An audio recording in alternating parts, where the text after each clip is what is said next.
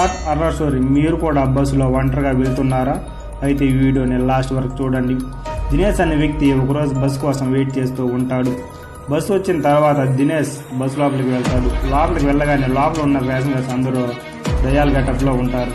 వీరందరిని చూసిన దినేష్ ఈరోజు Halloween day కదా, అందుకే అందరూ ఇలాంటి గెటప్లో ఉంటారనుకుని వెళ్ళి తన సీట్లో కూర్చుంటాడు.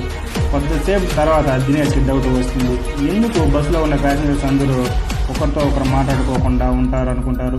దినేష్కి తన దిగవలసిన స్టాపింగ్ వస్తుంది.